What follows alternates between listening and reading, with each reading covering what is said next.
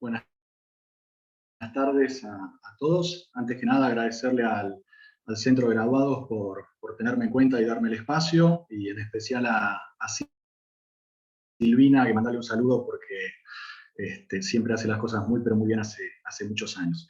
Y a ustedes, obviamente, también por estar presentes y acompañarme. Perdón, antes de arrancar les quería avisar, el seminario estaba publicado que iba a intervenir Javier Cian. Bueno, por un inconveniente familiar no va a poder estar, así que voy a estar yo solo, ¿sí? Si les parece, voy a poner una serie de diapositivas de PowerPoint como para ir guiando la exposición, y como les dijo Samantha, si tienen algún tipo de duda, inquietud o pregunta, me interrumpen sin ningún tipo de problema.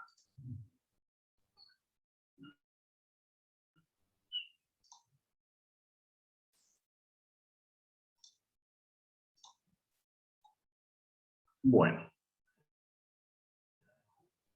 El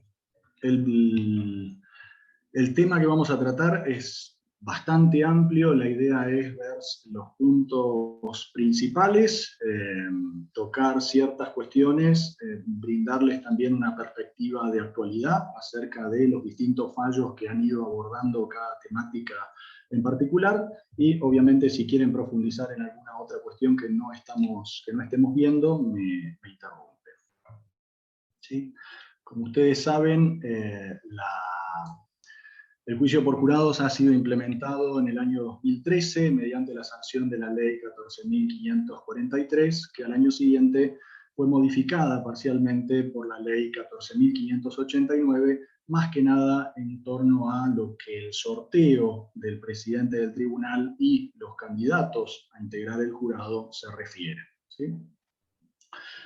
Entre los fundamentos principales de la ley encontramos, por un lado, la necesidad de dar cumplimiento a nivel provincial del mandato de la Constitución Nacional, no solamente en cuanto a lo que a una garantía individual se refiere en torno al artículo 24, sino por sobre todas las cosas al sentido de que los juicios criminales deben finalizarse por jurados, tal y como lo establece el artículo 118 de la Carta Magna, ¿sí?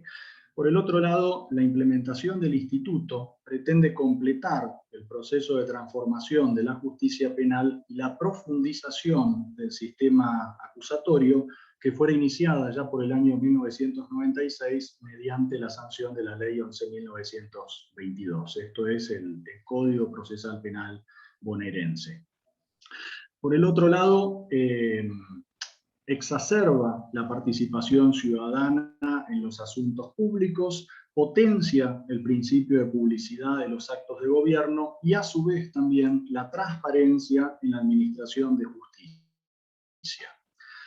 El legislador bonaerense se ha inclinado por el jurado popular de tipo clásico, puro o anglosajón, ¿sí?, que está integrado únicamente por ciudadanos comunes, ciudadanos legos, ¿sí? Esto en contraposición, por ejemplo, con lo que hizo en su momento la provincia pionera en jurados, que ha sido Córdoba, que se inclinó por el modelo escabino, ¿sí? Escabino ligado, por ejemplo, a la experiencia francesa e italiana. Por cuanto entendió el legislador bonaerense que es el mejor modelo para asegurar la participación ciudadana en la resolución del proceso, al hacer de que el veredicto sea adoptado exclusivamente o apoyado exclusivamente en la voluntad del pueblo soberano. A su vez, la implantación del instituto permite fortalecer la garantía constitucional de imparcialidad del juzgador. Y finalmente, y no menos importante, entiende de que el establecimiento del instituto es entendido como un derecho del imputado y como tal resulta enteramente renunciable, ¿sí? Esto ha dado lugar luego a determinadas críticas, inclusive de tenor actual, por ejemplo, en el reciente y resonante caso de Mar del Plata, en el cual 3 personas fueron juzgadas por una denominada violación en manada, y donde los familiares y el abogado de la víctima se quejaban de que la víctima no tenía, o la parte acusadora no tenía ningún tipo de injerencia o posibilidad de oponerse a la integración del jurado, y en cambio sí lo podía hacer a su propia conveniencia y estrategia la parte acusada. ¿Cuáles son los delitos que ingresan dentro de la competencia del jurado? Esto teniendo en consideración de que, de acuerdo a los fundamentos de la ley antes señalados, hablábamos de que se pretendía dar cumplimiento al artículo 118, que dice que todos los juicios criminales serán terminados por jurados. ¿Sí? Bueno, en la práctica, la ley provincial es un poco más acotada. ¿Sí? ¿Por qué? Bueno, básicamente porque circunscribe el conocimiento de los jurados a aquellos delitos cuya pena máxima en abstracto exceda los 15 años de prisión o reclusión. Esto es, si bien ingresa en la esfera de los delitos criminales, lo hace exclusivamente respecto a los más graves, ¿sí? Cuantitativamente más graves. Esto es, elige una competencia cuantitativa en función de la pena que en abstracto, no en concreto, sino en abstracto, prevea el tipo penal correspondiente. Ahora bien, más allá de la pena en abstracto y obviamente de la gravedad intrínseca que tiene que tener el tipo penal para ingresar en la esfera de competencia, se ha planteado la controversia respecto a la posibilidad de que los juicios por jurados sean aplicables a los juicios propios de, por ejemplo, el juzgamiento de menores, ¿sí? Y esto ha dado justamente a un planteo de inconstitucionalidad que tuvo que resolver el año pasado, hace bastante poco tiempo, la Sala Quinta del Tribunal de Casación Penal.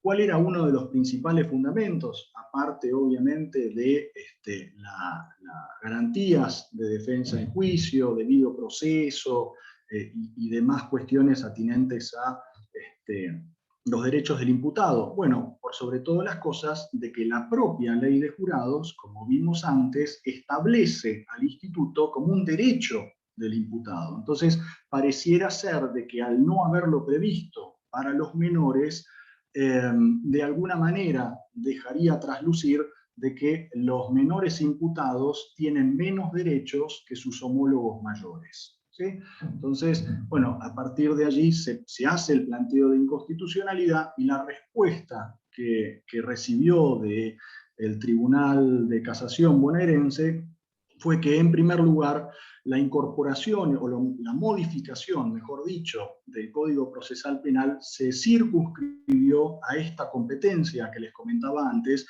y no modificó, por el contrario, la ley 13.634, que justamente hace las veces de ley especial para el enjuiciamiento dentro del fuero de la responsabilidad penal juvenil. Si no lo hizo, evidentemente no modificó la competencia de los jueces y tribunales de dicho fuero. Y por el otro lado también hay que tener en cuenta la especialidad, ¿sí? Que rodea a los juicios celebrados con menores, ¿sí?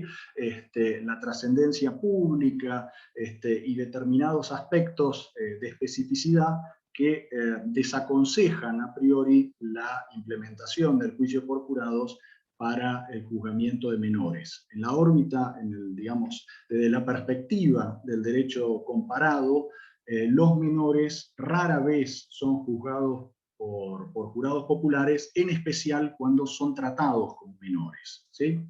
Sin perjuicio, no obstante, dice la casación que en un futuro eventualmente se regule una norma especial para incluir dentro de la competencia, bueno, el juzgamiento de jóvenes en conflicto con la ley penal. ¿Sí? Pero al día de hoy el fuero de la responsabilidad penal juvenil está exento de la intervención de jurados populares.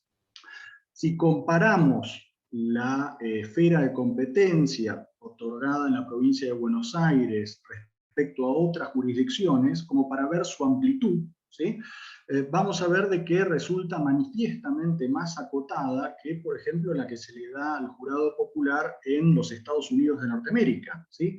Porque en Estados Unidos prácticamente todo el universo de los delitos ingresa en el conocimiento de los jurados siempre y cuando prevean una pena mayor a 6 meses de prisión, ¿sí? Es decir, cualquier delito con el único requisito de que prevea una pena mayor a 6 meses de prisión, inclusive hasta la pena de muerte o reclusión perpetua sin posibilidad de libertad condicional y demás, ingresa dentro del conocimiento de los jurados populares. Como les decía antes, respecto al juzgamiento de los menores, en Estados Unidos, de acuerdo al precedente McCaber contra Pensilvania, la Corte entendió de que no es conveniente, justamente por razones de privacidad, del buen nombre y honor, para salvaguardar el buen nombre y honor del menor y para evitar dar publicidad a los pormenores del hecho y a la eventual conducta criminal imputada, de que los menores no sean juzgados por jurados, ¿sí? En España, por el contrario, la competencia que se le ha dado al jurado ha sido cualitativa, ¿sí? Y el criterio seguido por el legislador español no radica en la gravedad o en la conmoción o repercusión social que pueda llegar a tener el delito en cuestión, sino más bien la simplicidad y la sencillez en su resolución. Es decir, únicamente estipuló para el conocimiento de los jurados aquellos tipos penales que entiende los ciudadanos son capaces de resolver. ¿Por qué? Bueno, básicamente para evitar cualquier tipo de escándalo, ¿sí? O de frustración en los objetivos del instituto derivados de, por ejemplo, que la inexperiencia o el desconocimiento en derecho de los jurados les impida resolver un caso complejo, por ejemplo, de la manera correcta, ¿sí? Por eso se ha volcado no ya en delitos graves, sino más bien en delitos de sencilla resolución. La provincia de Neuquén parece ser, dentro del ámbito nacional, yendo a otras provincias que han incorporado el instituto, pareciera ser la jurisdicción que más cercana está de la provincia de Buenos Aires en cuanto a la competencia otorgada, porque utiliza la misma vara, esto es, los 15 años, la misma vara cuantitativa, de hecho, para establecer qué casos ingresan dentro de la esfera de competencia del jurado de aquellos que no lo hacen y por el contrario son de conocimiento de un tribunal técnico u ordinario, ¿sí?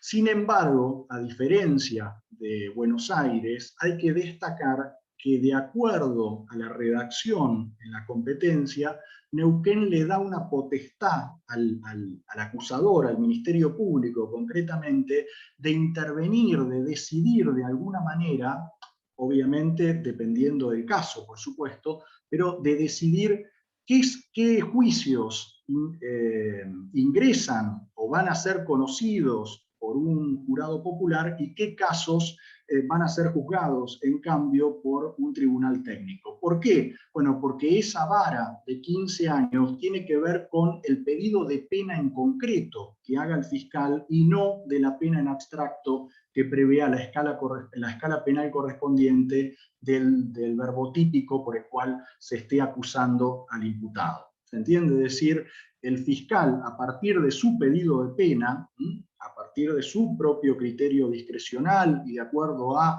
las pautas de mensuración que puedan llegar a rodear al caso, va a ser el que provoque en definitiva la conformación por jurados o por jueces técnicos. Lo mismo sucede en la provincia de Río Negro, con la diferencia en que la valla, ¿sí? La vara es un poco más baja y se circunscribe a los 12 años de prisión, pero vuelvo a repetir, siempre y cuando sea el fiscal el que en el caso concreto haga un pedido de pena superior a dicho monto, ¿sí?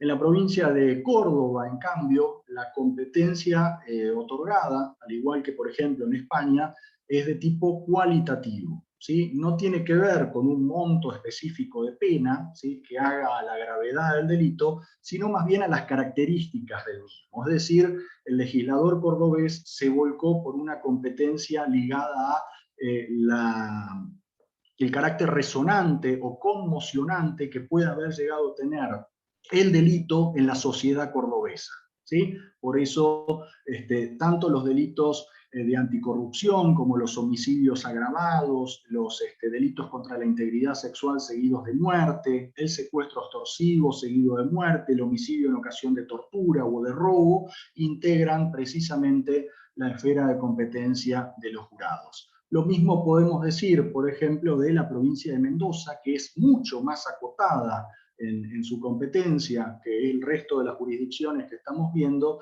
y que se circunscribe exclusivamente al juzgamiento de los homicidios agravados, ¿sí?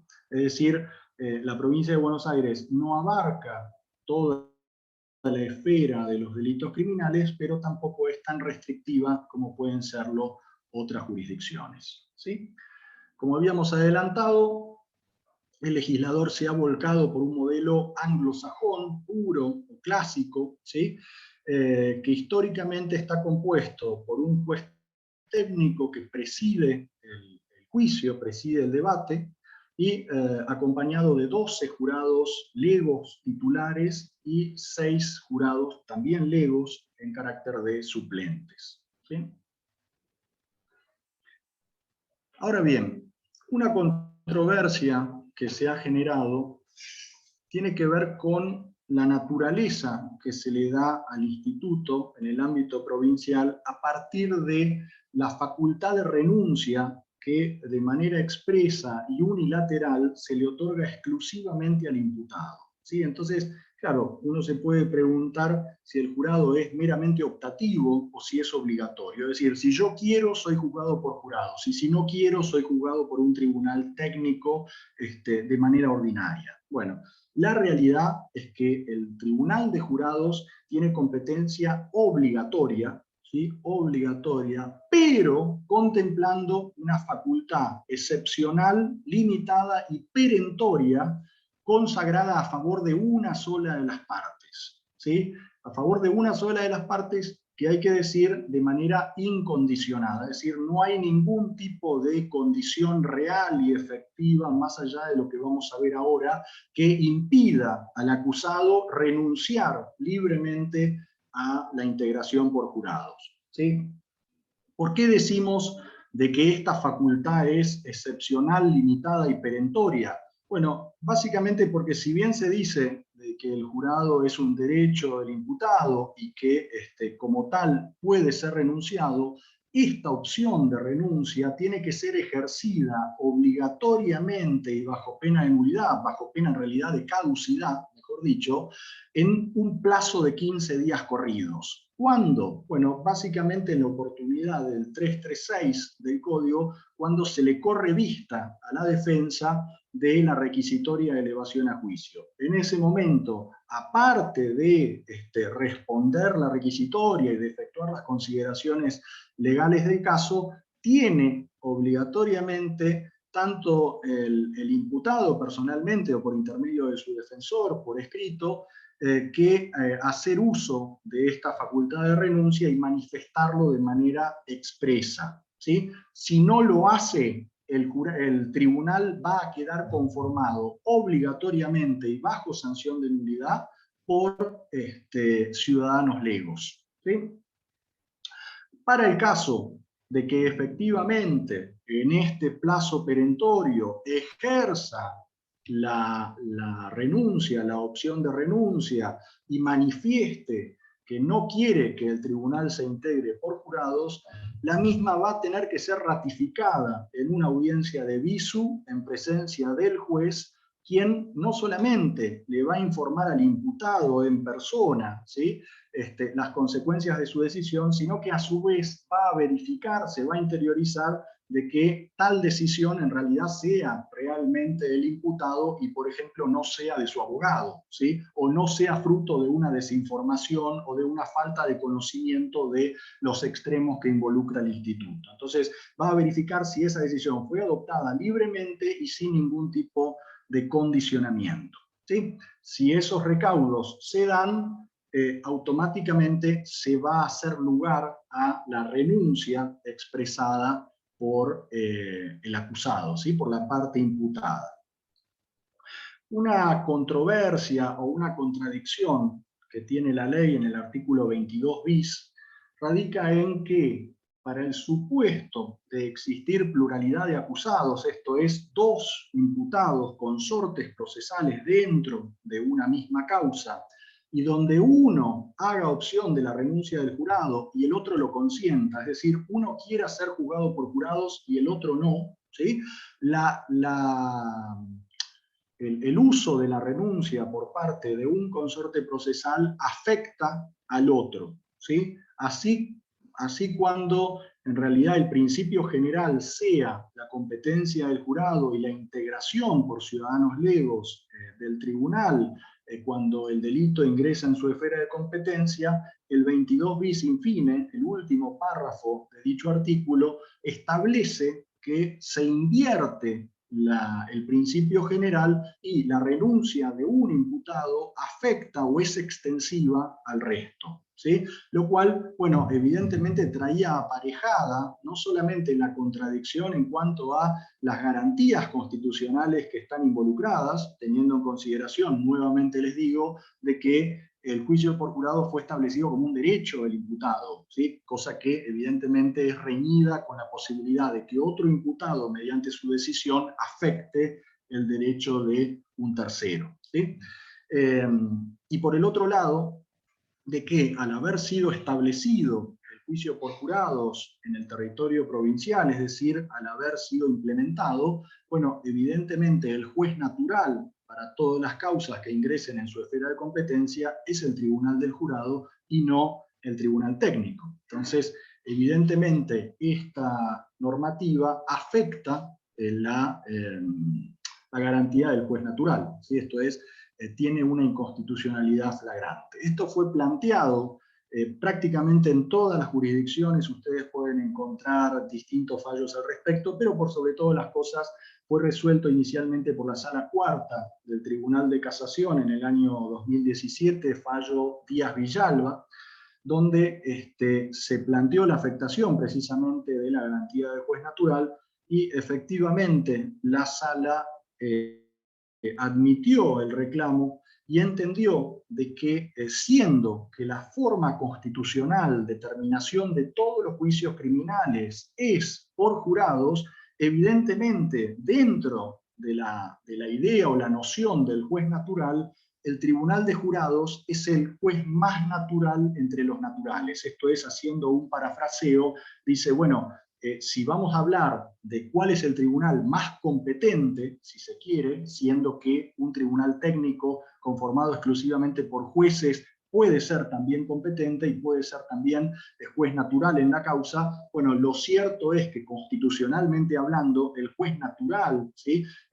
Para dichas causas, para causas criminales, es el juicio por jurados, en tanto y en cuanto sea establecido en la jurisdicción correspondiente. Por ende, siendo que fue previamente establecido por la legislación bonaerense y siendo de que ha sido contemplado expresamente como un derecho para los justiciables, bueno, es innegable de que la redacción del artículo 22 bis infine viola la garantía del juez natural y por ende fue declarado inconstitucional.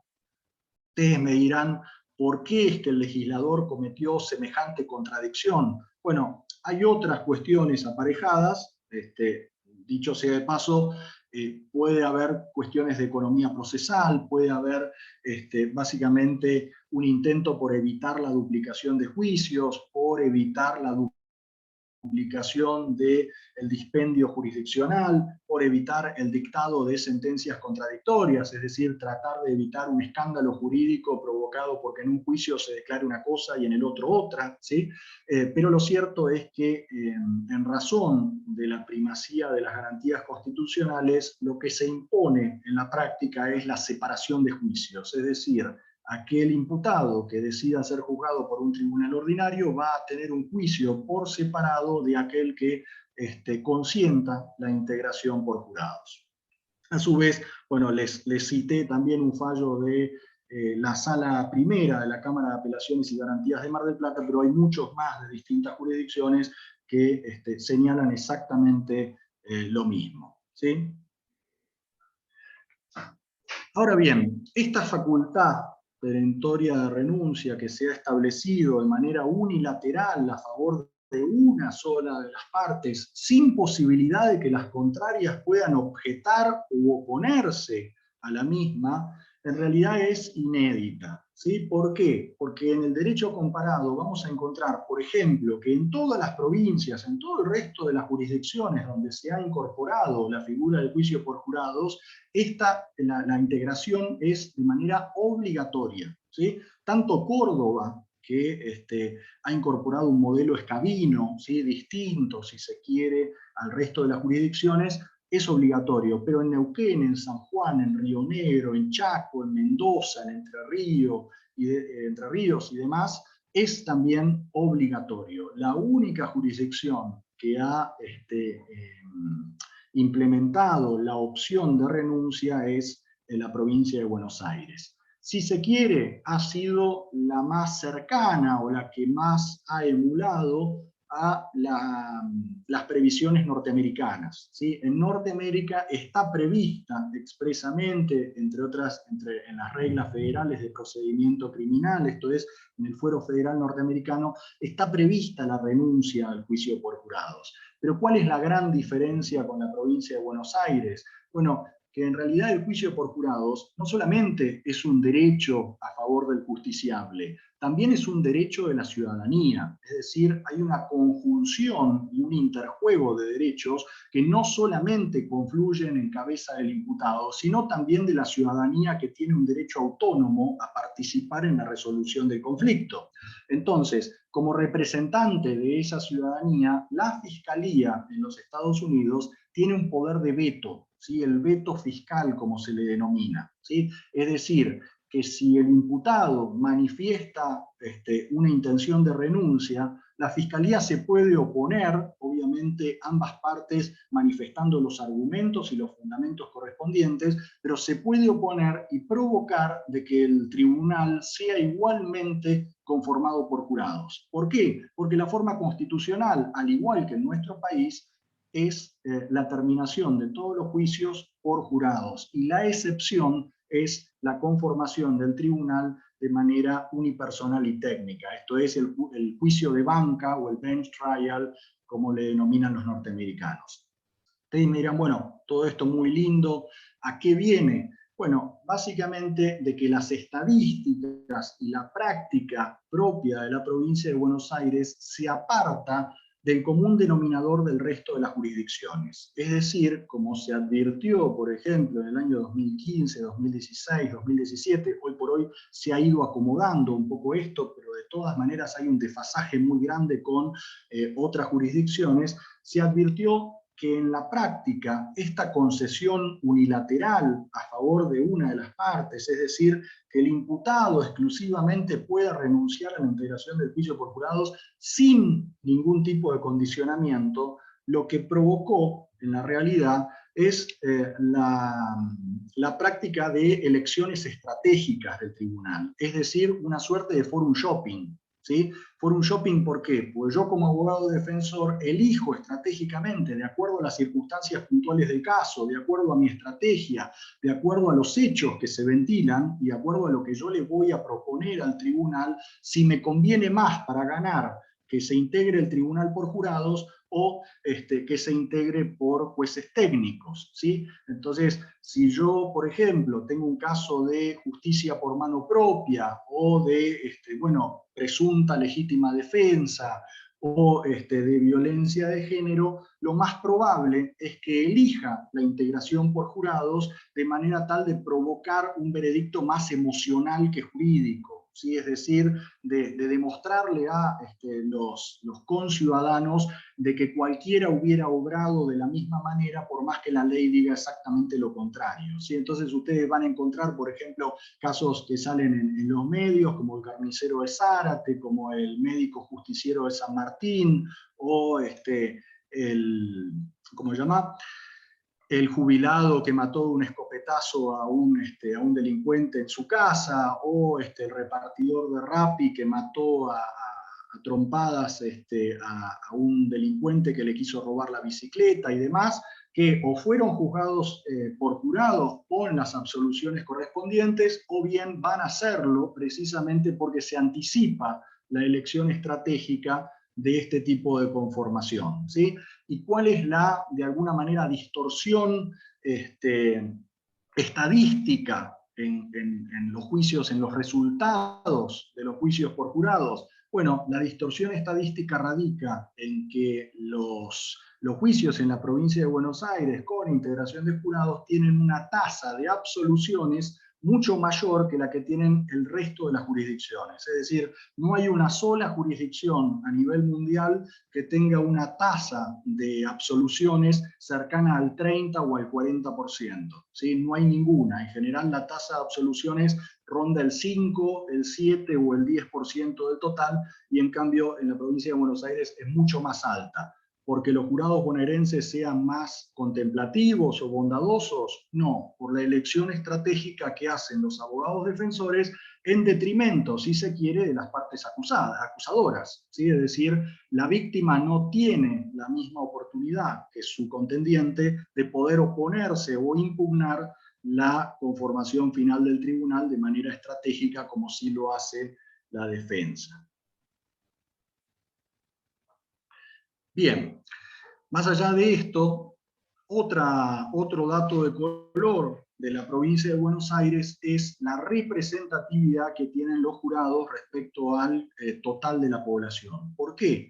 Porque a diferencia de la mayor parte de las jurisdicciones, los recaudos, los requisitos establecidos para ser jurados son sumamente laxos y flexibles. Únicamente se imponen dos requisitos, que son el de ser argentino nativo o naturalizado y tener entre 21 y 75 años de edad. Después no hay otros requisitos. Por ejemplo, la provincia de Córdoba, ¿sí?, solicita a todos los candidatos que tengan la educación básica obligatoria completa, es decir, que tengan 5º año del secundario aprobado. Neuquén les pide, y en realidad Neuquén y todo el resto de las jurisdicciones le pide una residencia mínima en la provincia, de manera tal de garantizar de que ese candidato a integrar el jurado realmente pertenezca a la comunidad donde se cometió el crimen y no se haya mudado recientemente sin representatividad alguna. Y por el otro lado tampoco se le solicita, como por ejemplo sucede en Neuquén, una industria, arte, ocupación o fuente de ingresos conocida. ¿Sí? En provincia de Buenos Aires es sumamente abarcativa y en realidad los únicos dos requisitos son estos. Obviamente hay impedimentos, como en todo el resto de las jurisdicciones, que están básicamente circunscriptos a cumplir funciones en el Estado, ya sea nacional, provincial o municipal. En este caso se requiere obviamente que sean cargos públicos por elección popular, o por el contrario, de que tengan un cargo de jerarquía igual o superior a director. ¿Sí? A su vez también están impedidos o su función es incompatible con la de un jurado popular el ser funcionario o empleado del Poder Judicial, ya sea nacional o provincial, integrar en servicio activo o retirado de las fuerzas de seguridad, cualquiera sea, básicamente por el sesgo mental, el prejuicio mental que la propia función de empleado de seguridad o de una fuerza armada acarrea en contra de una persona que pueda llegar a estar cometiendo un delito. Y también, dentro de la misma lógica, aquellas personas que presten servicios en empresas de seguridad privada. ¿Sí? Es decir, no basta solamente con aquellas fuerzas estatales, provinciales, municipales o nacionales, sino también empresas de seguridad privada, nuevamente, porque su propia función cotidiana, la propia labor que desarrolla día a día, lo vuelve antagónico hacia, o le genera un rechazo natural hacia una persona que pueda llegar a estar acusada de cometer un delito. A su vez, otra incompatibilidad clásica tiene que ver con el ejercicio de la abogacía, y en este sentido se circunscribe a los abogados, escribanos y procuradores, que por ser técnicos en derecho y tener mayor capacitación específica en la materia que el común denominador de la población, no pueden integrar un jurado, pues estaría creando la llamada figura del jurado alfa, es decir, un jurado al que sigan el resto de los jurados por inexperiencia, desconocimiento y demás. A su vez, por la misma razón, los ministros de cultos religiosos reconocidos o las autoridades de partidos políticos, es decir, evitar que un jurado influya en la decisión de los demás por su ascendiente, su prestigio y demás. Y por otro lado, también como causales de inhabilidad, encontramos a los condenados por delitos dolosos, a toda persona que esté imputada penalmente, esto es, que tenga una causa penal en trámite, y a los fallidos, esto es, aquellas personas que no gocen de todos sus derechos civiles y políticos. A su vez también podríamos destacar aquellas personas que tengan algún tipo de impedimento psicofísico, ¿sí?, que les impida llevar adelante de manera correcta y con desenvoltura la función del jurado. ¿Sí? Bueno, ¿cómo se integra el tribunal y cuáles son las previsiones específicas en el trámite de los juicios que van a ser conformados o integrados por jurados? Bueno, en primer lugar, por la reforma de la ley 14.589, una vez que se eleva a juicio oral y público una causa que va a ser juzgada por jurados, el sorteo no se va a realizar respecto a un tribunal oral, sino directamente a un juez específico. ¿Esto para qué? Bueno, básicamente para evitar, como lo preveía la ley inicialmente, para evitar de que el sorteo recaiga sobre un tribunal de 3 jueces y luego se haga un segundo sorteo interno dentro de los jueces del tribunal que decida a qué juez le va a tocar en definitiva presidir el caso, ¿sí? Y a su vez, otra cuestión muy importante tiene que ver con la obligatoriedad de realizar una audiencia preliminar, ¿sí? Si en el resto de la universalidad de los casos es optativa esta audiencia, en el caso de los juicios por jurados es obligatoria.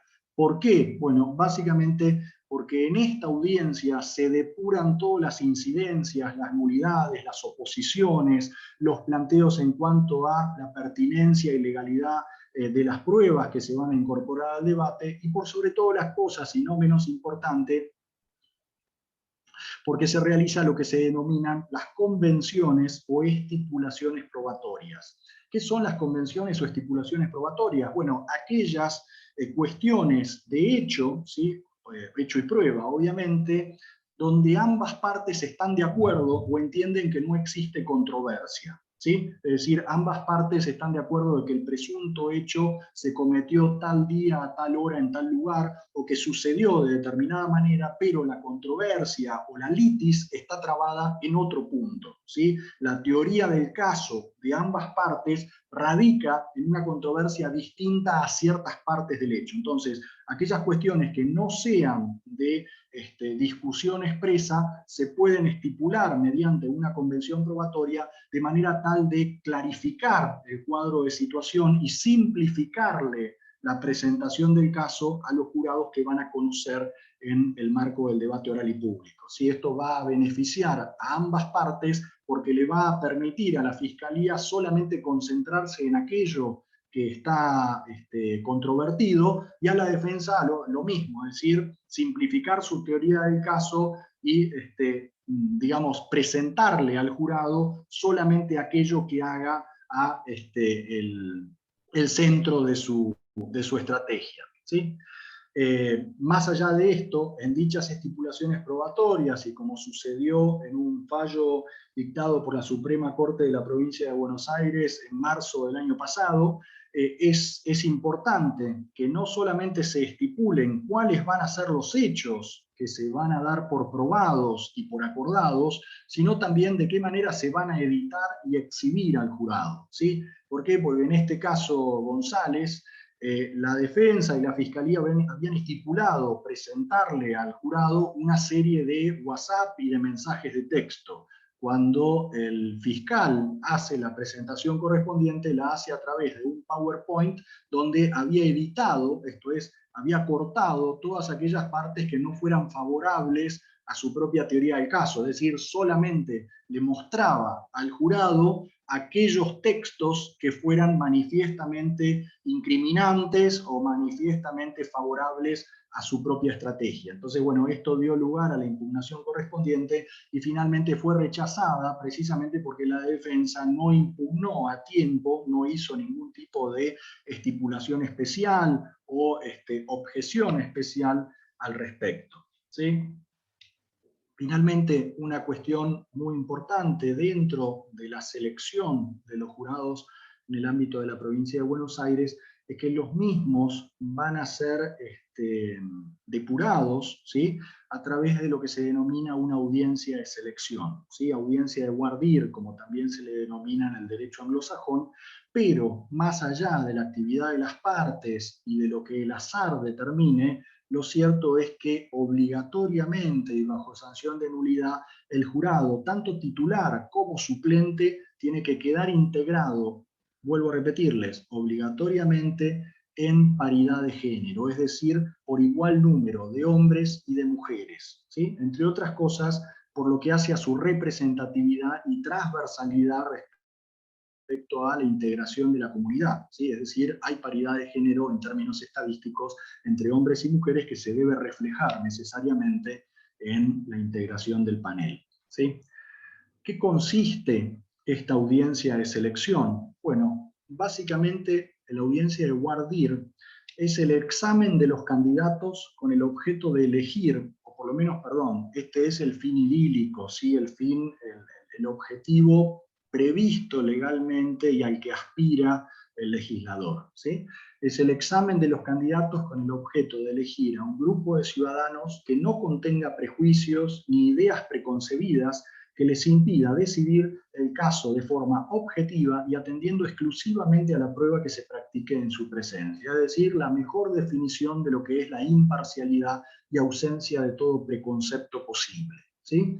Ahora, lo que sucede en la práctica y lo que se ha dicho desde la perspectiva norteamericana es que en realidad lo que sucede es que es el proceso por el cual los abogados, esto es, los abogados de ambas partes, seleccionan, o mejor dicho, rechazan a cierta cantidad de jurados para que conozca de un caso. Es decir, rechazan a todos aquellos candidatos que entienden a priori van a ser negativos a su propia teoría del caso o a su propia estrategia. Es decir, cuando un abogado moldea de alguna manera la integración del tribunal, no busca necesariamente que sea el panel más neutral e imparcial posible, sino más bien el que le sea más favorable a su propia estrategia, es decir, el que le dé el resultado que viene a buscar.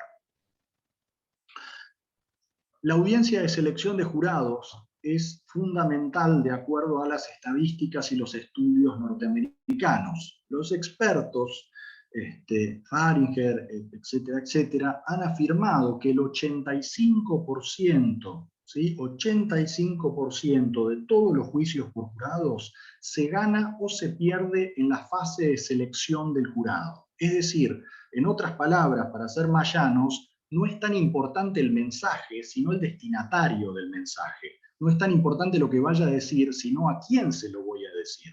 El interrogatorio del jurado es, a su vez, uno de los aspectos más importantes del juicio. Sobre todas las cosas, si se considera a esta audiencia de selección de jurados como la primera oportunidad de presentar el caso y de presentarse personalmente ante el grupo de potenciales jurados, aún antes de iniciar el debate, por la cual el arte de la persuasión puede reportar beneficios de antemano, es decir, uno puede ganar empatía, simpatía con ciertos miembros potenciales del jurado antes inclusive de iniciar el debate. Los expertos en la materia, además, afirman que el modo de abordar a los jurados y la elección estratégica de las preguntas a formularse son cruciales para establecer una impresión favorable con el jurado y a la vez descubrir e identificar posibles prejuicios contenidos de forma consciente, preconsciente o subconsciente, ¿sí? Ustedes pueden ver videos, yo no se los quiero mostrar ahora porque básicamente hay bastante contenido, pero pueden ver videos de audiencias de selección de jurados donde una parte se desenvuelve de manera más, digamos, simple, tranquila, empática, si se quiere, y otros abogados se demuestran nerviosos, se demuestran agresivos o demasiado incisivos, y lo que generan es, de alguna manera, una defensa, digamos, poner a la defensiva a los candidatos, y lo que menos provocan es empatía o fluidez en el diálogo posterior. ¿Sí? ¿Cuándo se desarrolla la audiencia de selección? Bueno, el día fijado para el inicio del debate oral y público, es decir, el día fijado para la celebración del juicio, inmediatamente antes se celebra la audiencia de selección de jurados. Cuando termina la audiencia de selección y se declara conformado al tribunal, al panel de jurados, ahí a continuación, inmediatamente, se abre el debate y se da intervención a las partes para que formulen sus lineamientos centrales de acusación y defensa, y luego den lugar, bueno, a todo el desarrollo mismo del debate. ¿Sí? ¿De qué manera se lleva adelante la audiencia de selección? Bueno, podemos decir en tres etapas, ¿sí? Tres grandes etapas. La primera etapa tiene como protagonista central al juez que preside el debate. ¿Por qué? Bueno, básicamente porque el juez va digamos, a dar la bienvenida, si se quiere, a los candidatos, les va a explicar de qué se trata, cuáles son las reglas generales del juicio que van a tratar, y les va a preguntar, va a ir interrogando a los candidatos acerca de los posibles impedimentos, inhabilidades, incompatibilidades, prohibiciones en las cuales puedan llegar a estar incluidos sin saberlo, obviamente, y que den lugar a su recusación inmediata. Es decir, fuera de toda subjetividad, si la persona no reúne, por ejemplo, la edad mínima o la edad máxima, bueno, evidentemente va a ser apartada, o estudió abogacía o cualquier otro impedimento legalmente previsto, bueno, va a dar lugar a su apartamiento inmediato. Entonces, ese primer interrogatorio lo va a efectuar el juez como primera aproximación a lo que va a ser la depuración posterior. Luego de efectuado esto, le va a dar palabra, le va a dar la intervención a las partes para que de manera consecutiva formulen las preguntas que estimen correspondientes a los efectos de conocer mayores detalles de la vida laboral, privada, familiar, los antecedentes de los candidatos seleccionados, de manera tal de, por un lado, conocerlos, y por el otro, de alguna manera, obtener ciertos indicios, ciertos elementos que les permita saber si van a ser objetivos e imparciales frente a la controversia, o si, por el contrario, tienen ciertos elementos o ciertos prejuicios, opiniones preconcebidas o historial de vida que los incline a favor o en contra de una de las partes. ¿Sí? Entonces, estas preguntas se van a regir por las reglas de examen y contraexamen de testigos, ¿sí? Sobre posibles circunstancias que pudieran afectar su imparcialidad. Es muy importante tener en cuenta y una amplitud probatoria en cuanto a esto. Las preguntas tienen que enfocarse en básicamente dilucidar posibles causales que impidan ser imparcial frente al caso. ¿Sí? No puede avanzar sobre la privacidad de los candidatos. Las causales de recusación, por el otro lado, tienen que estar direccionadas exclusivamente a velar por la imparcialidad y la independencia, y excluir a aquellos candidatos que hubieran manifestado preopiniones sustanciales respecto del caso, o que tuvieran interés en el resultado del juicio, o sentimientos de afecto u odio hacia las partes o hacia sus propios letrados. Es decir, digamos, el rechazo que pueda generar el propio abogado también puede ser una causal de recusación. Finalmente, la tercera etapa, por así decirlo, de la audiencia de selección tiene que ver con la actividad específica de las partes en el moldeo y depuración de lo que finalmente va a terminar conformando, o sea, de los candidatos que finalmente van a terminar conformando el panel, ¿sí? ¿De qué manera? A través de dos herramientas. La primera son las recusaciones con causa y la segunda, las recusaciones sin causa. ¿Cuál es su diferencia? Bueno, como su nombre bien lo indica, las recusaciones con causa son aquellas donde la parte se opone o impugna la intervención de un candidato sobre la base de una causal que exterioriza, es decir, brinda fundamentos, ¿sí?, explícitos acerca de los motivos por los cuales no quiere que determinado candidato intervenga en el enjuiciamiento del imputado, ¿sí?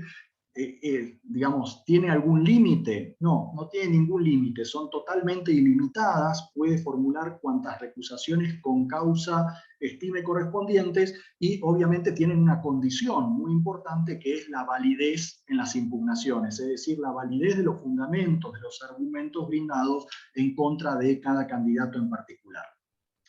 Pero si la parte no pudiese fundar en derecho o acaso tuviese motivos inconfesables, porque tranquilamente los puede tener, basados en prejuicios generalmente, también puede hacer uso de lo que se denominan las recusaciones sin causa, es decir, básicamente cuando una o ambas partes se oponen a la intervención de un candidato sin decir cuáles son los reales motivos que lo impulsan a tomar dicha decisión, ¿sí? Sin embargo, como contrapartida a esta franquicia que se le da a la parte, es decir, poder decir yo no quiero a fulano o a mengano y no decir nada más al respecto, bueno, como contrapartida hay un límite, ¿sí?, que es la cantidad de recusaciones que se pueden ejercer. Usualmente, en la mayoría de los juicios, las recusaciones sin causa son de hasta 4 candidatos sorteados por parte, ¿sí? La ley prevé que adicionalmente, para el caso de haber pluralidad de partes acusadas y pluralidad de partes acusadoras, ¿sí?, se van a sumar 2 recusaciones sin causa adicionales por cada parte adicional que haya, siempre manteniendo la paridad correspondiente con el contendiente. Es decir, si hay 2 defensores, bueno, esos 2 defensores van a tener 4 recusaciones sin causa colectivas, por así decirlo, comunes, van a tener 2 recusaciones sin causa adicionales individuales y el fiscal, que está en soledad, va a tener, bueno, la misma cantidad de recusaciones que surja de la sumatoria de las recusaciones sin causa individuales y colectivas de sus contrarios, ¿sí? Concluido el examen y resueltas las excusaciones y recusaciones que se hubieran planteado, bueno, se establecerá su integración definitiva, la integración definitiva del panel de jurados por sorteo. ¿Por qué? Bueno, básicamente porque a la audiencia de selección se convocan 48 personas. Suponiendo que se presenten las 48 personas y no haya gran cantidad de recusaciones, o inclusive se formulen las recusaciones correspondientes, pero aún así sobren cantidad de candidatos, evidentemente van a sobrar nombres en relación a los 18 jurados que en carácter de titulares y suplentes van a terminar conformando el tribunal. Bueno, ¿de qué manera se termina de depurar ese conjunto de candidatos traídos a la audiencia de selección? Bueno, a través de un sorteo por medio del cual se va a terminar de conformar el panel, ¿sí? Ahora bien, las recusaciones, y esta es una prohibición específica que puede dar lugar a la nulidad de todo el debate y a la nulidad de la sentencia misma para el caso de que se demuestre que se ha vulnerado esta premisa, las recusaciones no podrán estar basadas de ninguna manera en motivos discriminatorios de ninguna clase, ¿sí? No pueden ser motivos de discriminación étnica, racial, social, de género, de sexualidad, etc. No pueden guiar las acciones de las partes en función de criterios de discriminación, ¿sí? Esta estipulación que ha sido incorporada en la provincia de Buenos Aires es similar a las denominadas reglas Batson, derivadas del fallo Batson contra Kentucky de la Corte Suprema norteamericana, ¿sí? Finalmente, a ver, como reglas estratégicas que dicen los especialistas para la audiencia de selección, esto lo pueden ver ustedes a partir de los videos que circulan en YouTube de audiencias de selección reales, digamos, los principales consejos tienen que ver con no confrontar al jurado, no tener una actitud inquisitiva en el interrogatorio hacia los candidatos de jurado que generen rechazo hacia la parte, porque muchas veces ese rechazo luego se traslada al cliente, ¿sí? Por el otro lado, es importante comenzar formulando preguntas genéricas en las que casi con seguridad todos los candidatos estén de acuerdo, para luego profundizar en temas más específicos, es decir, abrir el debate, abrir el interrogatorio con preguntas que generen empatía o que generen una actitud afirmativa, positiva, ¿sí? A su vez, iniciar el interrogatorio mediante preguntas sencillas, ¿sí? Preguntas simples que con seguridad se responden por la afirmativa, y evitar preguntas que obviamente contengan sesgos discriminatorios, ¿sí? Y por el otro lado también evitar incurrir en preguntas irrelevantes al hecho juzgado que puedan llegar a dar lugar a la impugnación de la parte contraria o a la objeción por parte del juez y que de alguna manera dejen digamos, no sé si en ridículo, pero sí en falta al abogado de cara a los candidatos que finalmente van a integrar el jurado. El debate, como les decía, se inicia inmediatamente después de finalizada la audiencia. El juez técnico es quien ejerce el poder de policía y disciplina y las demás facultades atribuidas a cualquier órgano jurisdiccional en un proceso ordinario, en cuanto obviamente sea compatible con el juzgamiento del tribunal de jurados, ¿sí? El jurado, básicamente, por la regla de imparcialidad objetiva y subjetiva, está totalmente impedido y tiene prohibido intervenir de ninguna manera y bajo ningún tipo de pretexto en el desarrollo del debate. No puede formular preguntas aclaratorias, no puede, por ejemplo, solicitar que se aclare cierto concepto o que se repita determinada frase porque no la escuchó o porque no la entendió, o que se aclare una palabra difícil o lo que fuera. Eso forma parte de la estrategia y de la teoría del caso de cada uno de los contendientes, y son estos los que se tienen que dar cuenta si el jurado entiende o no entiende lo que les vienen a plantear. El jurado nunca puede alertar a las partes acerca de deficiencias en su propia estrategia, ni puede desviar el contenido estratégico del debate a partir de su intervención ajena a la actividad de la parte acusadora y acusada, ¿sí?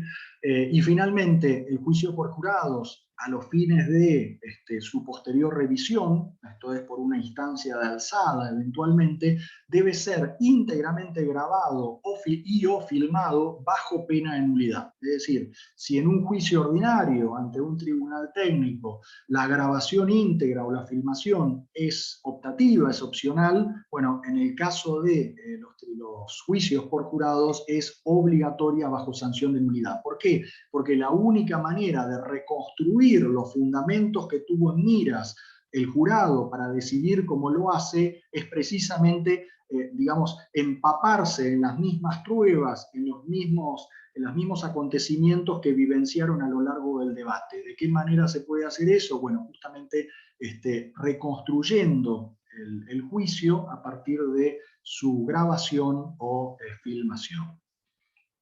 Como les decía, bueno, tienen los jueces y jurados estrictamente prohibido formular preguntas o hacer intervenciones durante el juicio. A su vez, el jurado, como mecanismo para resguardar precisamente su imparcialidad que les digo, de más está decir, pero se los aclaro, tiene que ver, por un lado, con su representatividad en cuanto a la comunidad, en cuanto al pueblo soberano que representan, ¿sí? Como corte transversal de la comunidad, y por el otro lado también por el desconocimiento absoluto de los hechos que se le van a traer a su conocimiento en el debate. Es decir, como su imparcialidad está resguardada por la ausencia de preconceptos, de prejuicios, de opiniones preconcebidas, y también el desconocimiento de las pruebas y los antecedentes del caso, ¿sí? Entonces, como parte de esto, para resguardar la imparcialidad, los jurados no pueden conocer las circunstancias de la investigación penal preparatoria, excepto aquellas que hayan sido previamente autorizadas para ser incorporadas al debate. Una cuestión adicional que es de suma importancia para luego argumentar acerca de la validez de lo acontecido en el debate y la validez de la decisión misma que se tome posteriormente, tiene que ver con la forma en que se llevan adelante las incidencias. Esto es, las reglas incidentales específicas para el juicio por jurados, ¿sí? ¿Por qué? Bueno, básicamente porque, a diferencia de un tribunal técnico, el jurado no puede conocer elementos, por ejemplo, que estén contaminados o que puedan llegar a traer aparejado una desviación en su conocimiento o que, digamos, influya en su decisión final y que finalmente no debieron de haber sido incorporadas al debate. ¿Sí? Se debe preservar al jurado de todo conocimiento externo, ¿sí? De pruebas o elementos, evidencia, que alteren su conocimiento del caso y que finalmente puedan resultar ilegales o impertinentes, o por ejemplo las denominadas pruebas perjudiciales, ¿sí? Pruebas de carácter, como se les dice. Entonces, como habrán visto seguramente en las películas de Hollywood, de Netflix, las series, cuando se trate de una incidencia, una objeción sencilla, por ejemplo, a una prueba o a la incorporación de algún elemento o lo que fuera, el juez va a solicitarle a ambas partes que se acerquen a su estrado, ¿sí? Y en voz baja planteen cuáles son los motivos de sencilla resolución que, bueno, justamente los motivan a obrar como lo hacen, a oponerse o a objetar la actividad del contrario, ¿sí? Cuando la incidencia, por el contrario, sea más compleja, esto es, amerite, por ejemplo, la producción de determinada prueba adicional, directamente se va a hacer salir al jurado de la sala de debate para que directamente no tenga ni conocimiento ni esté presente en la sustanciación de esa prueba adicional. ¿Por qué? Bueno, básicamente porque inclusive la oposición de una parte a la producción de una determinada medida probatoria puede generar cierta, ¿cómo puedo decirles? Cierta antipatía, ¿sí? O cierto preconcepto de parte del jurado que siente que esa parte le está ocultando algo, ¿sí? Que está impidiendo el normal desenvolvimiento de la producción probatoria y que en definitiva ese ocultamiento deliberado es prueba o es indicio de la culpabilidad o de la falta de razón que invoca, ¿sí? Entonces, dado que el jurado no tiene que explicar las razones de su veredicto porque decide de acuerdo a lo que se denomina la íntima convicción, la mejor forma de asegurarse de que la decisión no se vea guiada o condicionada en algún modo por pruebas o comentarios inadecuados es justamente prevenir de que los escuche, ¿sí? ¿Por qué? Bueno, básicamente porque frente al tenor de determinadas respuestas o pruebas erróneas o arbitrariamente incorporadas, que luego digamos, se entiende de que han sido mal presentadas al jurado, bueno, es muy difícil hacer que esos miembros del jurado se olviden de algo que ya escucharon, ¿sí? Es como tratar de, con lo que se denomina el derecho norteamericano, hacer desonar la campana. Una vez que escuchamos la campanada, no podemos olvidarnos artificialmente de lo que escuchamos, ¿sí? Entonces eso va a ser tenido en cuenta necesariamente en la decisión final por más instrucciones suplementarias que se le den a los miembros del panel de que no tienen que tener en cuenta, ¿sí? Es decir, como señala la caricatura, una vez que todos los jurados se quedaron boquiabiertos, es muy difícil de que obedezcan al juez que les dice que no tienen que tener en cuenta o que tienen que desechar la última respuesta del testigo, ¿sí? O sea, una vez que ya lo escucharon, ya están contaminados por la respuesta. Entonces, eso puede dar lugar a la anulación directamente de todo el juicio y la necesidad de celebrar uno nuevo, con todo el dispendio jurisdiccional que ello involucra, y digamos, la pérdida de tiempo, la dilatación de los plazos procesales y demás, que significan, ¿sí? Por eso, entonces, son tan importantes las reglas incidentales. Finalmente, en cuanto a las instrucciones que requiere el jurado, al ser un jurado puro, esto es, ¿cómo se llama esto? Clásico o anglosajón, ¿sí? Compuesto exclusivamente por ciudadanos legos, ¿m? Que no tienen ningún tipo de capacitación en derecho, no tienen experiencia previa en la celebración de un juicio, muchas veces no han intervenido jamás, no han pisado jamás un tribunal, ¿sí? Por más que hayan escuchado el debate y se hayan empapado en las pruebas presentadas, lo más probable es que no estén en condiciones de resolver el caso, ¿sí? Y por eso es que en el derecho anglosajón se ha implementado la elaboración de instrucciones previas a la deliberación y veredicto, de manera tal de ilustrarlos, no solamente en las cuestiones de derecho que puedan confluir en la resolución del caso, sino también en los principios y garantías que deben tener en miras a la hora de resolver y de, digamos, de formarse una opinión de lo que sucedió a lo largo del debate, ¿sí? ¿Cómo se elaboran esas instrucciones? Bueno, las elabora el juez que presidió el debate es el que va a tener la resolución, la decisión final acerca de la confección de las instrucciones, pero lo va a hacer en una audiencia a puertas cerradas, en presencia de las partes, y sobre la base de las propuestas que efectúen estas para, bueno, ser incorporadas a la redacción definitiva.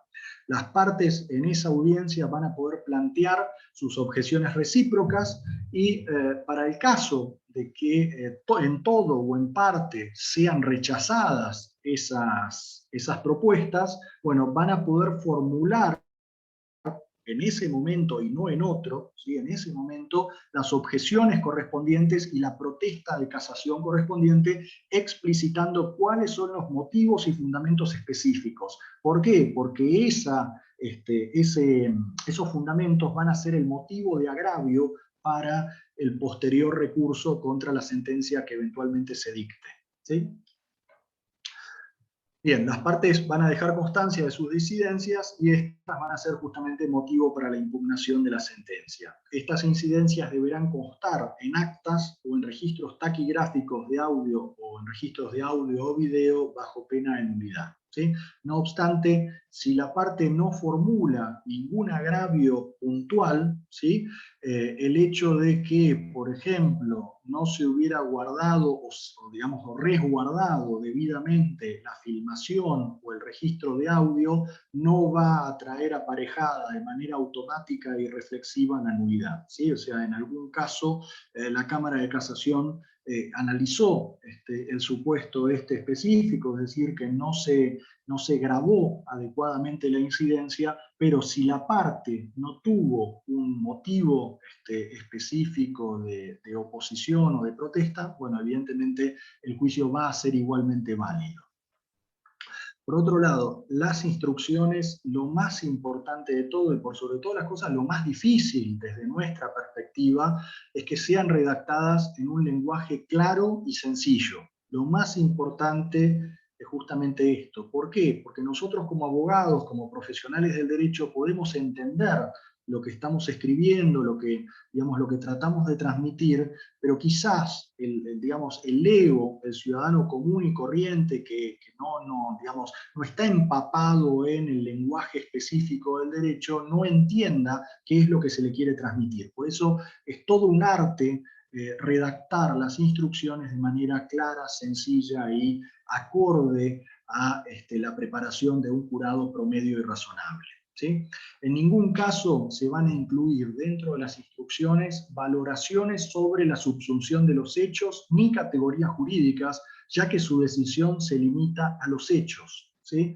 Se le deben explicar al jurado obligatoriamente en qué consiste la presunción de inocencia, se le debe explicar que para declarar culpable a una persona se debe probar su autoría más allá de toda duda razonable. En este sentido también se le debe explicar qué es la convicción más allá de toda duda razonable, porque podemos sobreentender qué significa y que evidentemente tiene algo que ver con un margen cercano a la certeza, pero bueno, evidentemente la convicción más allá de toda duda razonable significa una convicción válida, fuerte y que, digamos, no alberga dudas concretas o razonables acerca de la materialidad del hecho y la responsabilidad del acusado, más allá de alguna duda acechante o de alguna hipótesis que pueda llegar a tener, pero que no se sustente en pruebas concretas. Por el otro lado, se le debe explicar al jurado, porque esto no lo sabe, ¿sí?, que la acusación, esto es el Ministerio Público Fiscal o el acusador privado, son quienes tienen la carga de demostrar la culpabilidad del acusado y no el acusado en demostrar su propia inocencia. Por el otro lado, el alcance constitucional de la negativa de declarar, esto es la garantía que lo protege en contra de la autoincriminación, y por otro lado que solamente podrán considerar la evidencia producida en el juicio. Esto es, no van a poder considerar cualquier elemento externo, por ejemplo, trascendidos de la prensa o comentarios del público, o, por ejemplo, los alegatos de los abogados. Es decir, el alegato del abogado es solamente una mera guía de lo que se produjo en el debate, pero no equivale a una prueba o una evidencia a considerar, ¿sí? A su vez, explicarán el derecho aplicable al caso, las causas de justificación y análogas, y si fueran objeto de debate, y las cuestiones atinentes a la valoración de la prueba. El veredicto, en el caso de la provincia de Buenos Aires, exclusivamente se limita al denominado veredicto general. Es decir, no existen supuestos de veredicto especial o dirigido, como sí existen en Estados Unidos para, por ejemplo, los delitos de la ley RICO o supuestos especiales de crímenes complejos. El veredicto general, básicamente, debe versar respecto de cada hecho y de cada acusado sobre lo atinente a, por un lado, la existencia del hecho que se sustenta la acusación, y en segundo lugar, la eventual participación del o de los imputados en el mismo, declarando culpable o no culpable al imputado en cuestión, ¿sí? El veredicto de culpabilidad, y esto es una cuestión que se aparta del resto de las jurisdicciones y que es más, hoy por hoy, a partir del fallo Ramos contra Luisiana, se aparta inclusive del modelo norteamericano. El veredicto de culpabilidad requiere, en principio, de 10 votos afirmativos, ¿sí?, sobre 12 posibles, requiere de una mayoría agravada de 10 votos de culpabilidad, ¿sí? Admite un mínimo disenso de 2 votos por la negativa, ¿sí? Esto es 2 votos desincriminantes. Ello, salvo que el delito por el cual se está acusando y juzgando al imputado prevea una pena de prisión o reclusión perpetua, ¿sí? Esto es, se hace una distinción y una bifurcación de caminos posibles, es decir, si el delito prevé una pena numérica, ¿sí?, el veredicto de culpabilidad podrá sustentarse en una mayoría agravada. Pero si por el contrario el delito prevé una pena de prisión perpetua, ¿sí?, automáticamente la decisión va a tener que ser adoptada obligatoriamente por unanimidad, ¿sí? Es decir, hay 2 supuestos donde aquellos delitos que prevén una pena mayor requieren de un consenso mayor, ¿sí? Y adicionalmente a estos 2 recaudos legales, ¿sí?, un recaudo legal con 2 diferentes supuestos, adicionalmente a esto se prevé la posibilidad de que el jurado sea incapaz de arribar a una decisión válida. Es decir, habiendo la ley estipulado de antemano mayorías o unanimidad necesarias, mayoría agravada o directamente la unanimidad como requisito de validez para la obtención de un veredicto, entonces el propio legislador prevé la posibilidad de el estancamiento, como se le dice, del jurado. Es decir, que el jurado se vea incapaz de arribar a una decisión válida, pero por el contrario, tampoco sea posible absolver de culpa y cargo al imputado, ¿sí? ¿En qué supuesto especial, y esto diferencia a la provincia de Buenos Aires de todas las jurisdicciones a nivel mundial, en qué supuesto se puede producir este estancamiento del jurado que los norteamericanos llaman jurado ahorcado o jurado encerrado? Bueno, en el supuesto de que no se obtengan estos números que les expliqué recién, pero que simultáneamente de la votación, de las votaciones, mejor dicho, sucesivas del jurado, se hayan obtenido 8 votos al mes, perdón, más de 8 votos, esto es 9 votos de culpabilidad que no alcanzan para arribar a una condena, pero que sin embargo son demasiado numerosos, demasiado sustanciosos, por así decirlo, para desincriminar y dejar libre de culpa y cargo al imputado respecto al delito por el cual se lo está juzgando. En ese caso, ¿sí? En ese caso, en el supuesto específico y excepcional donde digamos, se reúna una cantidad de votos superior, igual o superior a 9, pero no se alcance la mayoría o la unanimidad requeridas, bueno, en ese caso se repetirá, se debatirá y votará nuevamente 3 veces, ¿sí? Pasadas las cuales se va a declarar estancado el jurado, ¿sí?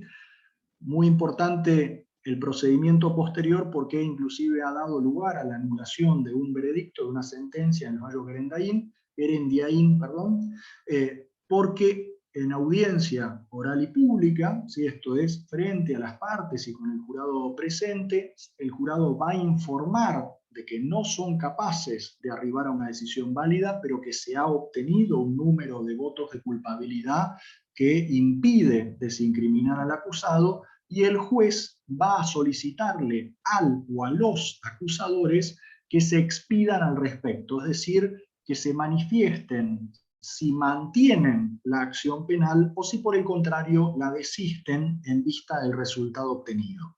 Para el caso de que desistan de la acción penal, obviamente el acusado va a ser absuelto de culpa y cargo. Pero para el caso de que el fiscal y o el particular damnificado sostengan la acción, esto es, sostengan la acusación, el juicio se va a declarar estancado, por ende nulo, y se va a ordenar la celebración de un nuevo juicio, ¿sí? Uno nuevo, otro debate, ante otro tribunal, luego del cual ahí sí se va a obtener obligatoriamente una respuesta definitiva. ¿Por qué? Porque para el caso de que se vuelva a estancar el jurado, automáticamente se va a absolver al acusado por más pluralidad y cantidad abrumadora, si se quiere, de votos de culpabilidad haya, ¿sí? Es decir, el estancamiento del jurado da pie o da lugar a una sola reedición del debate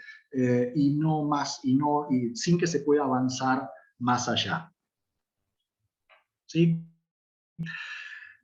¿Qué se puede decir de esto? Bueno, se lo puede atacar básicamente esta previsión del jurado estancado, se la ataca desde todos los lugares posibles. ¿Por qué? Porque mientras Harfuch entiende que bueno, se trata de una solución equilibrada y prudente que de alguna manera es ecuánime entre los intereses del acusado y de los de la víctima, bueno, Granillo Fernández directamente como presidente de la Asociación Argentina de Juicio por Jurado dice que es manifiestamente inconstitucional, lo cual también adhiere Schiavo y otros autores y otros procesalistas, ¿sí? A ver, ¿cuál es el gran problema? Básicamente de que si el jurado no se pudo poner de acuerdo y en realidad el acusado ya fue juzgado, ¿sí? Ya fue puesto en riesgo de ser condenado, que ya se puso a consideración del tribunal su culpabilidad o su no culpabilidad, bueno, en definitiva, si no se pueden obtener las mayorías necesarias para obtener un veredicto válido de culpabilidad, en definitiva se lo debiera de desincriminar directamente, como por ejemplo sucede en la provincia de Neuquén. Neuquén simplemente dice, si hay más de 8 o más de 8 votos de culpabilidad, se lo declara culpable, y si hay menos de 8, se lo declara no culpable y se lo absuelve de culpa de cargo sin posibilidad de provocar el estancamiento del jurado, ¿sí? Estancamiento del jurado que hay que decirlo también, provoca un estado de incertidumbre, de dilatación de los plazos procesales y a su vez un dispendio no solamente jurisdiccional, sino también en los recursos del propio acusado. Es decir, el acusado puede haber tenido los medios económicos para afrontar un juicio, pero no tener el dinero necesario para pagar una segunda defensa en una ulterior oportunidad. ¿Se entiende? Y por el otro lado, cuando se reedita el juicio nuevamente, de alguna manera el primer juicio obró como una suerte de entrenamiento tanto para los testigos como para los peritos, como para el propio fiscal, de manera tal de ajustar aquellas cuestiones que hayan sido flojas, por así decirlo, o hayan suscitado determinada duda, y, digamos, de alguna manera ir más preparados a la siguiente oportunidad y tener más posibilidades de obtener la condena. ¿Sí? Bueno, la sentencia en el marco de los juicios por jurados no está fundada digamos, en fundamentos de acuerdo a la sana crítica racional, sino que en realidad está fundada tanto en el objeto del veredicto como en las transcripciones de las instrucciones dadas al jurado, y a su vez también en la grabación, ¿sí?, fílmica o de audio de lo que haya sucedido en el curso del debate, ¿sí? Más allá de esto, otra cuestión adicional que ha provocado controversia, si bien al día de hoy no se ha dado ningún caso, pero podría darse tranquilamente, si el juez estimare que el veredicto de culpabilidad, es decir, el jurado vuelve con un veredicto de culpabilidad incriminatorio, si el juez estima de que este resulta manifiestamente improcedente, resulta contrario a la prueba producida en el debate, porque él entiende de que primó una insuficiencia probatoria manifiesta, bueno, el juez no lo puede absolver al acusado, ¿sí? Lo que sí puede hacer es anular el juicio, anular el veredicto y reenviar la causa ante otro tribunal para que lleve adelante otro juicio por jurados, ¿sí? Y como fundamento adicional, el fiscal tampoco puede recurrir esa decisión en salvaguarda de la decisión inicial que tomó el pueblo, básicamente, ¿sí? Bueno, finalmente encontramos un doble estándar recursivo entre los juicios ordinarios y por jurados, que de hecho ha dado lugar a controversia en las últimas semanas por casos que se mediatizaron, porque por un lado las previsiones de la ley establecen que el veredicto del jurado es irrecurrible, que la sentencia absolutoria derivada del veredicto de no culpabilidad es igualmente recurrible, y que en el procedimiento específico de juicio por jurados, tanto el Ministerio Público Fiscal como el particular damnificado carecen de legitimación para recurrir. Es decir, en el marco de este procedimiento, ninguno de los acusadores puede impugnar la decisión definitiva, ¿sí? Carecen directamente de legitimación alguna para interponer recurso de ninguna índole, ¿sí? Cualquiera sea el motivo de agravio. Bien. Esto ha dado lugar a una serie de impugnaciones y de planteos de inconstitucionalidad basados en la injusticia, ¿sí?, y en la eventual transgresión y vulneración de garantías tanto constitucionales como convencionales que se verían afectadas por la imposibilidad de revertir o de impugnar una sentencia que puede llegar a ser manifiestamente errónea o hasta contaminada, ¿sí? ¿Qué es lo que ha respondido la sala, por ejemplo, sexta, en el fallo López, con respecto a las quejas del Ministerio Público Fiscal?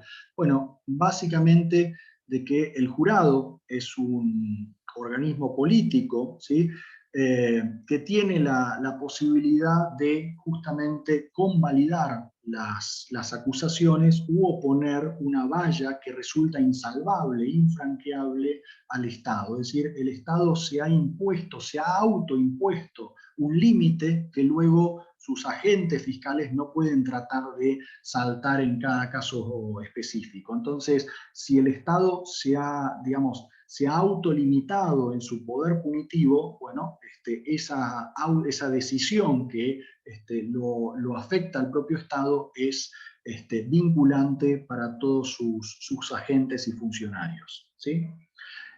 Y por el otro lado, esta misma limitación, esta misma valla recursiva, también es válida cuando lo que impugna la Fiscalía es el error, ¿sí?, o la existencia de una absolución errónea, es decir, que la absolución no se dio por el libre conocimiento del jurado, sino más bien porque el jurado fue inducido de manera errónea, arbitraria, a adoptar la decisión desincriminante, ¿sí? Es decir, que hay digamos, vicios o errores de procedimiento que han entorpecido el conocimiento del jurado y que finalmente la decisión deja traslucir esta serie de errores. Bueno, aun cuando ello pueda llegar a suceder, el Tribunal de Casación Provincial también ha determinado de que la regla de la deslegitimación recursiva es igualmente válida. Por el otro lado, esta deslegitimación e irrecurribilidad de la sentencia absolutoria es igualmente válida frente al acusador particular, ¿sí? Dado que no existe ningún tipo de reconocimiento constitucional al derecho al recurso por parte de la víctima, y que por el otro lado, el carácter irrecurrible del veredicto del jurado es una característica propia de la decisión en sí, que se funda en el carácter soberano del órgano que la dicta, ¿sí? Algo muy parecido a lo que sucedió en Mar del Plata con la llamada violación en manada. Es decir, por más impopular, injusta o arbitraria que pueda parecer la sentencia del jurado, atento su carácter soberano, emanar del pueblo, y precisamente por esta conjunción de factores, es imposible recurrir la misma o manifestar oposición o bueno, digamos, reeditar la persecución en una instancia posterior, ¿sí? Bueno, por una cuestión de tiempo, les quería mostrar las estadísticas. Bueno, una última cuestión, en el caso de la parte acusada, ¿sí? Se imponen recursos especiales, motivos especiales de recurso contra la sentencia condenatoria dictada en el marco del juicio por jurados, ¿sí? Esto es, se consagra, de acuerdo a la doctrina del fallo Casal, la mayor amplitud recursiva posible, ¿sí? Inclusive avanzando casi hasta las cuestiones atinentes a la inmediación, porque la grabación absoluta del debate permite de alguna manera a la alzada reproducir casi exactamente lo que vivenció el jurado. Y bueno, les quería señalar algunas estadísticas, ¿sí? del juicio por jurados en la provincia, como para ilustrarles todas estas cuestiones que les había señalado antes. En primer lugar, que el juicio por jurados, si bien ha tenido una trascendencia y una importancia a nivel social y mediático importante, la realidad es que en comparación a la cantidad de causas elevadas a juicio, su incidencia es bastante baja, ¿sí? Pueden ver simplemente digamos, a grosso modo, que sobre un total de causas elevadas a juicio ordinario y versus por jurados, la cantidad de juicios de potencial conocimiento de un jurado popular es muy baja en comparación al total, ¿sí? Pero por el otro lado, fíjense, no sé, por ejemplo, en el año 2017 se elevaron a juicio 825 causas de potencial intervención de un jurado popular. Sin embargo, en el mismo año, la cantidad de juicios por jurados ha sido de 77, y tampoco se expresa luego en el 2018, que ha sido de 104, o de 97 en el año 2019. ¿Qué significa esto? Que la cantidad de juicios de causas elevadas a juicio, de potencial competencia del jurado, es muy baja sobre el total. Pero a su vez, aquellas que son elevadas a juicio y que podrían ser conocidas o que podrían dar lugar a la intervención de un jurado, en la práctica tampoco sucede. ¿Por qué? Bueno, básicamente porque mayoritariamente las partes eligen un acuerdo o eligen algún tipo de alternativa como para evitar el juicio por jurado, ¿sí? En total, básicamente tenemos, si no me equivoco, 380 juicios por jurados celebrados hasta el día de hoy, desde el año 2013 al 2021, de los cuales, por el otro lado, y una cosa, la progresión de los juicios ha ido increciendo, salvo en 2019 y en 2020, que obviamente se redujeron considerablemente por el factor extraordinario de la pandemia. Pero ha ido digamos, aumentando progresivamente, pero vuelvo a repetir, en números significativamente bajos en relación al total de las causas criminales elevadas a juicio. Y finalmente, esta estadística de alguna manera refleja un poco, ¿sí?, la discrepancia con digamos, los números habituales que tiene el juicio por jurados a nivel mundial y en cada una de las jurisdicciones, ¿sí?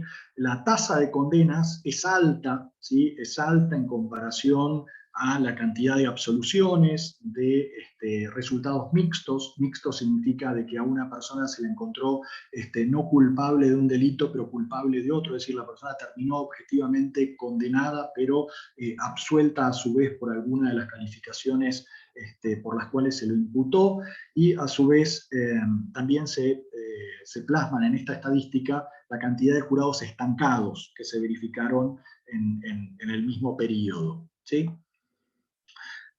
La cantidad de veredictos desde la implementación del juicio por jurados al día de la fecha han sido de culpabilidad 222, de no culpabilidad 107, mixtos 44, con 7 jurados estancados, ¿sí?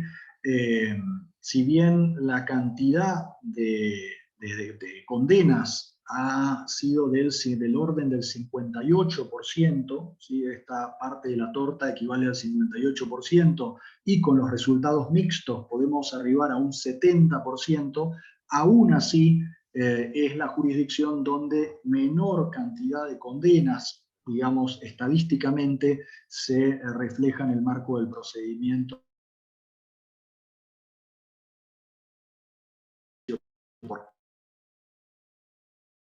o control de parte de la contraria. Para que ustedes vean, en la provincia de Córdoba, ¿sí?, obviamente ustedes me podrán decir, la comparación es un poco esa.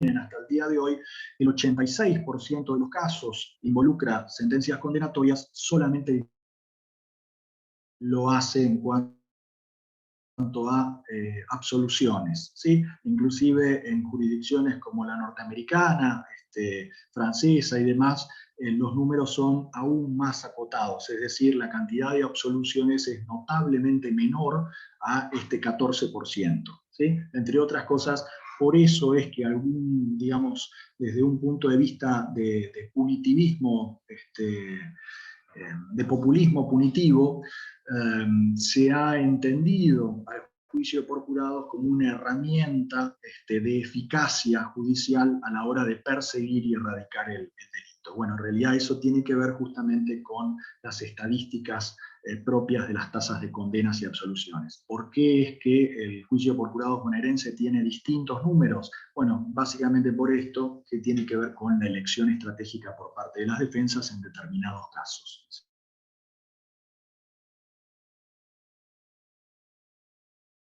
Los problemas que tienen que ver con la figura del jurado están la incertidumbre, dilata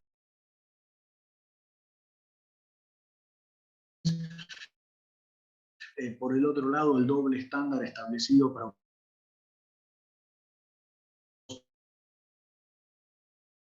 soborno o aún mediando algún tipo de influencia externa, ¿sí?, o en los casos de absolución errónea, no se puede remediar ni revertir de ninguna manera la decisión arribada, ¿sí? Bueno, les pido disculpas por haberme extendido un poquito más de lo previsto, les agradezco muchísimo que me hayan escuchado, que hayan estado presentes, y si alguno tiene alguna duda, obviamente estoy a disposición. ¿Alguien quiere hacerle alguna consulta al profesor? Levantando la mano lo puede hacer y le habilito el audio. Ahí en el chat, profe, están poniendo.